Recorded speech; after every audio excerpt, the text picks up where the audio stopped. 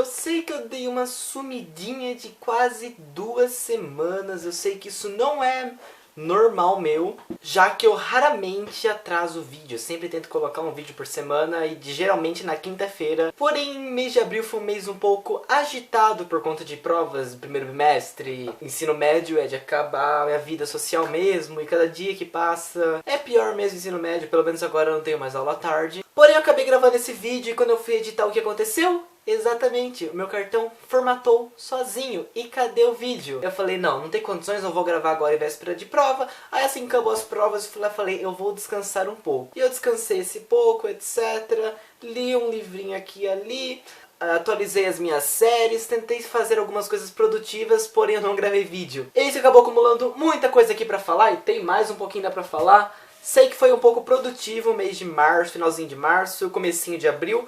E agora eu vou tentar voltar. No último book haul que eu fiz, eu acabei mostrando esse livro aqui, eu acabei não revelando a capa. Que é duas nossas narrativas fantásticas, A Dócil e Um Sonho de um Homem Ridículo.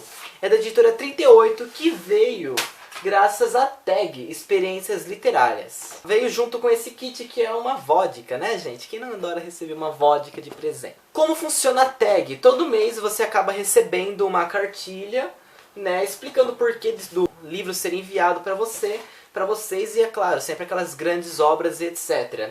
E no mês de março eu acabei ganhando duas narrativas fantásticas, A Dócil e O Sonho de um Homem Ridículo. Então assim, minha gente, logo eu vou ler esse livro, eu logo faço uma resenha mais pra frente. Não agora, porque agora tá complicado pra caramba. Mas eu vou deixar o site da tag aqui embaixo, aí você conhece um pouco mais.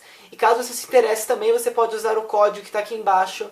E aí você pode testar por uma primeira vez e ver se gostou ou não pra ver como funciona a tag. Então fica indicado pra vocês, o site tá aqui embaixo. E é tag Experiências Literárias, bem bacana mesmo esse projeto que eles fazem. Mas então agora vamos lá para as resenhas. Nesse vídeo eu comento um pouquinho sobre Os Segredos de Ali, O Código da Vinci, Hamlet ou Amleto e o Corcunda de Notre Dame. Lembrando que hoje eu vou sortear o livro Hamlet ou Amleto lá pro finalzinho do vídeo, então acompanhe.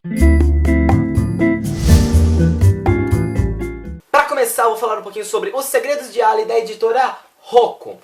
Como vocês sabem, eu já li todos os livros da Pretty Little Liars, todos os livros já lançados, menos um recente que teve agora, mas enfim, logo eu leio e resenho. E assim que eu vi Segredos da Ali, não aguentei, já comecei e peguei pra ler na hora. Porém, né, teve esses contratempos, etc, né, mas deixa em off. Esse é um livro muito aguardado para os fãs da saga de livros, porque muitas respostas que a gente queria estão aqui.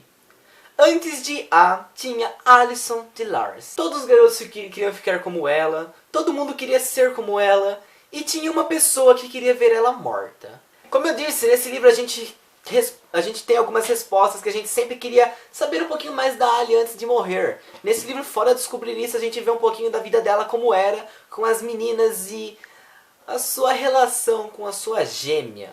Porque pra quem não sabe, a Alison tem uma gêmea. Logo no começo da história somos apresentados já então essas gêmeas, que elas brigaram, etc. E as duas não se davam muito bem, como dá pra perceber. Umas vezes se fingia ser a outra e dava maior confusão isso. Se vocês já leram os livros, vocês sabem que não tem nenhuma menção da Courtney com a família de Lawrence.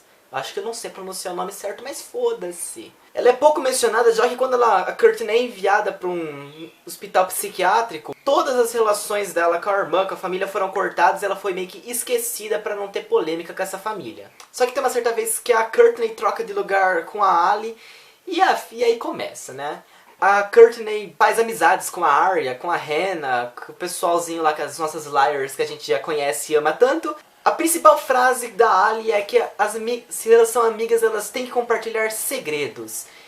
Isso aqui as meninas acabam soltando segredos e muitas vezes ela usa contra elas. Então a gente vê como que começou todo esse reinado da Ali, como que ela chegou onde chegou e pra tá onde tá Daisy Maldosas e como tá. Uma coisa que eu queria falar é que na série, gente, não há nenhuma menção sobre a Courtney também, e parece que nem vai ter também.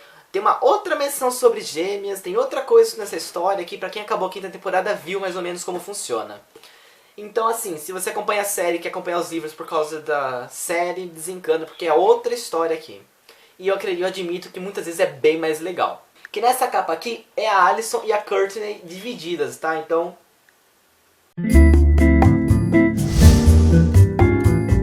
Outro livro que eu li recentemente foi o Código da Vinci, do Dan Brown. Eu já li Inferno, eu já li Anjos e Demônios, agora eu resolvi ler o Código da Vinci. Novamente eu já adianto que o Dan Brown não me decepcionou, porque o Dan Brown é muito incrível, gente. E eu conheci o Código da Vinci por causa do filme, que faz muito tempo que eu vi ele, então eu não lembrava muita coisa. Eu só lembrava que falava muito sobre a Igreja Católica. Novamente temos o Robert Landon, que é o nosso querido professor de simbologista, que já resolveu alguns casos no Vaticano em Anjos e Demônios. Essa aqui, em ordem cronológica, seria a sua segunda aventura. Aqui ele entra numa mais uma aventura cheia de mistérios e para conhecer um pouquinho mais sobre a Igreja Católica, os seus poderes, vamos falar assim, e sobre as obras de artes, como no caso de Da Vinci. Como eu tô percebendo no livro do Dan Brown, todo começo de livro, todo prólogo, alguém morre. E nesse caso não é diferente, como nos dois últimos livros, esse também vai ser, alguém vai morrer. Foi no museu e antes do cara lá morrer, ele deixou uma mensagem que só pessoas bem assim cultas, vamos falar assim, entenderiam essa mensagem. Então a morte dele acabou virando um puta de um mistério, um puta de um negócio, uma trama que você fica... A mensagem é destinada para sua neta, que eu esqueci o nome dela no caso. Porém a polícia acaba lá inventando uns negócios lá, acaba falando que o Lenoff e essa neta dele e a neta do cara que morreu era culpada. Então... Os dois acabam saindo desse museu correndo, eles acham que os dois são culpados por tudo, sendo que não sabem de nada, inocentes. E com a ajuda de algumas obras de artes e com a ajuda de uma outra pessoa que vai aparecer na história, eles acabam sempre ficando um passo à frente da polícia e do assassino para tentar descobrir quem é quem lá, o que aconteceu, o porquê, e eles vão tentar desvendar mais um mistério aí, e é muito bom. É uma leitura com capítulos pequenos e cada capítulo que você vai acabando de lendo você vai querendo mais. Só que uma coisa me incomoda é que tem muita enrolação esse livro também. Né? O Dan Brown tem esse problema de enrolar um pouquinho mais e... né? Ele não vai dando muitas pistas pra você. É aquele negócio assim, aquele baque, né? Ele não vai te dar muitas... Você quer que ele te dê pistas, só que ele não vai. Só no final mesmo que é revelado tudo e você fica... E agora vamos para os livros da editora Zahar, que são dois, o Corcunda de Notre Dame e Hamlet ou Amuleto. Para começar, eu já vou falar aqui de Hamlet ou Amuleto, que por sinal tem sorteio, então já fica anunciado para vocês o sorteio, que para participar é muito fácil. Primeiro você tem que estar inscrito nesse canal, né minha gente? Então vai lá, clica no botão se inscrever e acabou. O segundo passo é que você tem que comentar este vídeo. Então comenta alguma coisa interessante, não apenas, quero participar do sorteio. O terceiro passo é você seguir a minha conta no Instagram, que é essa aqui, então me sigam lá. E o quarto e último passo é você preencher um formulário onde eu peço o seu nome, a sua conta no YouTube, que se você não tem conta no YouTube, você não pode participar, porque você tem que estar inscrito no canal. A sua conta no Instagram, que também se você não tem Instagram, você não pode participar, porque eu vou lá verificar se você me seguiu ou não no Instagram. E algum link de Facebook, algum e-mail, alguma forma de entrar em contato com você. Diferente dos outros sorteios, eu não vou fazer um vídeo separado falando do sorteio apenas. Eu vou acabar postando na minha página do Facebook, que é essa aqui, que o link está aqui na descrição, então... Nesse dia e nessa hora que está aqui programado, eu vou falar para você, eu vou postar lá nessa página quem é a ou o ganhador do livro, entendeu? Mas vamos então falar um pouquinho sobre Hamlet ou Amuleto. O livro tem uma introdução explicando o porquê dessa adaptação desse livro. Como a gente sabe, William Shakespeare não é muita brincadeira, né? Ele é bem complicadinho assim de entender. Já tentei me aventurar por um livrinho dele aí, mas não deu muito certo. Porém, esse livro aqui é como escrito, é para jovens curiosos e adultos preguiçosos. No meu caso ainda é jovens curiosos. Nessa adaptação, Rodrigo Lacerda vai, então, falar das histórias do Hamlet, né? E ele conta as histórias após a morte do Hamlet. Quando o filho, que é herdeiro do trono, ele é meio que não pode entrar por causa do tio que se casa com uma viúva, enfim, é uma confusão só. Então o príncipe Hamlet, que é o filho do rei Hamlet, né?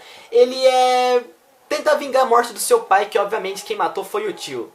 E fazer com que o reino não se torne uma desgraça e vai por água abaixo. Logo no começo do livro, o autor já te coloca como primeira pessoa, você é o personagem Hamlet e ele até conversa com você. Você pode até observar algumas vezes, você faz isso, você fez aquilo, então você... É muito bacana a interação do livro que tem, né? E é muito bacana a forma que o Rodrigo Lacerda fez, porque o jovem, né, tente entender um pouquinho mais e gostar um pouco mais dessa história, que é um clássico incrível. E o autor ele vai narrando de forma muito didática, toda bonitinha, etc, com total compreensão, e eu tenho certeza que vocês vão degustar muito bem esse livro, que enfim, fica mega indicado pra vocês o Hamlet com essa capa. Gente, essa capa é genial. Eu adorei essa capa. Enfim, fica indicado pra vocês e participem do sorteio então, que vai rolar aí na próxima semana, já tem o resultado. E vamos falar agora, continuando um pouco da Zara, falar sobre o Corcunda de Notre Dame, que é um livro que eu demorei um pouquinho pra terminar, porque foi um livro que eu parei tudo pra ler ele. É um livro um pouquinho complicado, não é? Ai meu Deus, que complicado, mas é bem bacana.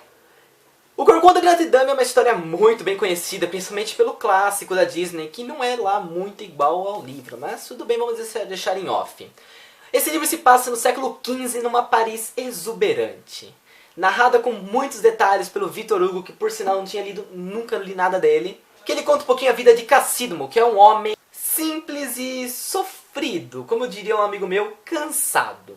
Cuja aparência os pessoal sempre assustava, né? O pessoal ele era muito feio. E a descrição que o Victor Hugo dá pra você entender que o cara é um monstro e você é a pessoa mais bonita desse mundo. E por conta da sua figura ele é bem julgado e o pessoal não deixa ele ficar lá na cidade, etc. Porque dizem que não faz bem pro pessoal ver aquilo, né? E ele então ele é meio que condenado a ficar na... Só que seu coração vai abrir e vai começar a fazer tum quando ele conhecer uma cigana chamada Esmeralda. Esse livro ele contém muitas paixões doentias e muito drama, então assim... Só que essa Esmeralda acaba se envolvendo com outras pessoas, etc. E o Corcunda de Notre Dame acaba não gostando muito disso, tal. E enfim, é uma paixão muito bonita. O Victor Hugo ele traz a França do século XV pra gente, a gente se sente naquelas ruas francesas, etc. A gente vê tudo aquilo. O começo eu achei ele bem paradinho, só que aí vai melhorando um pouco. E é claro, as edições são comentadas e ilustradas da Zahar, com todo aquele cuidado que a gente sabe. Porque, né, minha gente, já falei pra vocês que eu sou apaixonado pela Zahar. Olha aqui, edição toda ilustrada, comentada.